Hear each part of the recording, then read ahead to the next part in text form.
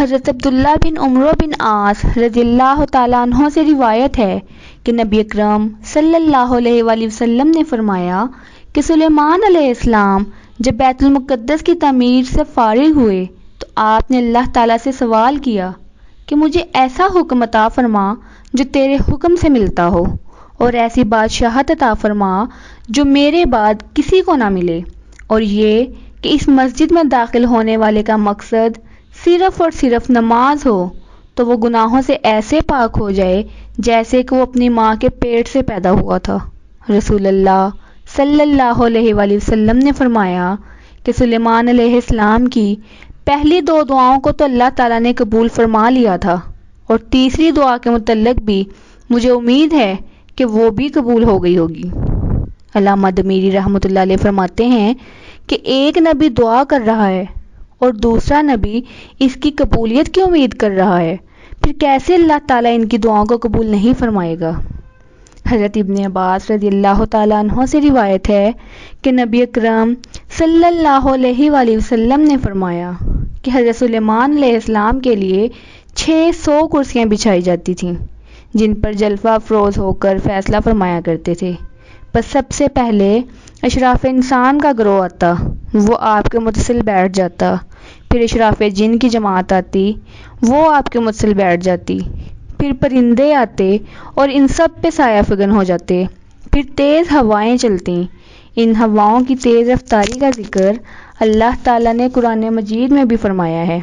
کہ صبح کے وقت وہ 1 مہینے کی مسافت طے کرتی اور شام کے وقت بھی 1 مہینے کی مسافت طے کرتی۔ چنانچہ جب حضرت سلیمان علیہ السلام کو حضرت داؤد علیہ السلام کے بعد اللہ تعالیٰ نے بادشاہت عطا فرمائی تو حضرت سلیمان علیہ السلام نے ایک کرسی بنوانے کا فیصلہ کیا جس پر آپ جلوہ افروز ہو کر جن و انس اور چرند و پرند کے جھگڑوں کا فیصلہ فرمائیں، اور جس کو دیکھ کر باطل پرست اور جھوٹی گواہی دینے والے خوف زدہ ہو جاتے اور صرف سچی گواہی دیتے۔ پس حضرت سلیمان علیہ السلام نے حکم دیا کہ کرسی کو ہاتھی کے دانت سے بنوایا جائے جو موتی یاقوت اور زمرد سے مرصع ہو۔ وہ اس کرسی کے چاروں طرف سونے کے 4 کھجور کے درخت لگائے جائیں گے جن کی شاخیں سرخ قیمتی پتھر کی اور سبز زمرد کی ہوں۔ 2 درختوں پر سونے کے مور کی تصویر بنائی جائے اور 2 کھجور کے درختوں پر سونے کے 2 گدھ بنائے جائیں جو ایک دوسرے کے مقابل ہوں۔ چنانچہ حضرت سلیمان علیہ السلام کے حکم کے مطابق کرسی کو تیار کیا گیا، اور سونے کے 2 شیر حضرت سلیمان علیہ السلام کی کرسی کے پہلو میں رکھے گئے جن کے سروں پر سبز زمرد کے ستون نصب کیے گئے، اور کھجور کے درختوں پر سونے کی انگور کی بیل لٹکائی گئی جس کے خوشے یاقوت کے تھے، اور جس نے کھجور اور کرسی کو اپنے سایہ میں لے لیا تھا۔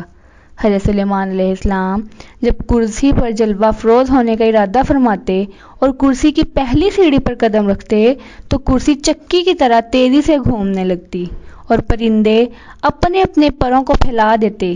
شیر اپنے ہاتھوں کو دراز کرتے اور اپنی دم کو زمین پر رکھتے۔ چنانچہ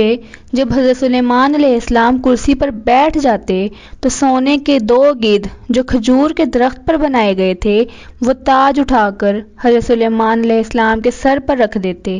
پھر اس کے بعد کرسی چکر کاٹنے لگتی اور اس کے ساتھ گدھ، مور اور شیر بھی گھومنے لگتے۔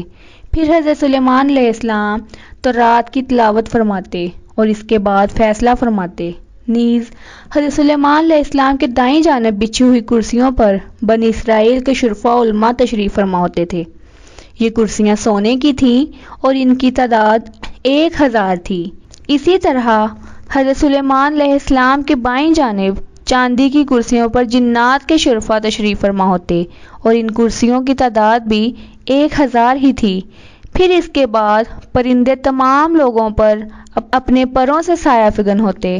پس لوگ اپنا اپنا مقدمہ حضرت سلیمان علیہ السلام کے سامنے پیش کرتے۔ پس جب حضرت سلیمان علیہ السلام گواہ طلب فرماتے اور گواہ حضرت سلیمان علیہ السلام کی خدمت میں گواہی دینے کے لیے حاضر ہوتے تو کرسی چکی کی طرح گھومتی اور شیر اپنے ہاتھوں کو پھیلاتے اور اپنی دم کو زمین پر مارتے۔ نیز مور و گدھ بھی اپنے پروں کو پھیلاتے، بس اس کیفیت سے گواہی دینے والا خوف زدہ ہو جاتا، وہ سچی گواہی دیتا اور جھوٹ بولنے کی ہمت ہی نہ ہوتی۔ حضرت سلیمان علیہ السلام کا وصال ہوا اور بخت نصر نے بیت المقدس کو فتح کر لیا۔ وہ کرسی کو اٹھا کر شہر انطاکیہ لے آیا اور اس نے کرسی پر بیٹھنے کا ارادہ کیا، لیکن وہ کرسی پر بیٹھ نہ سکا۔ چنانچہ بخت نصر کی وفات کے بعد یہ کرسی بیت المقدس لائی گئی۔ بس کوئی بھی بادشاہ اس کرسی پر بیٹھنے پر قادر نہ ہو سکا۔ بخت نصر کے بارے میں یہ مشہور ہے کہ وہ ان 4 بادشاہوں میں سے تھا جنہوں نے اپنا پرچم پوری دنیا میں لہرایا۔ طبری کہتے ہیں کہ یہ بات صحیح نہیں ہے۔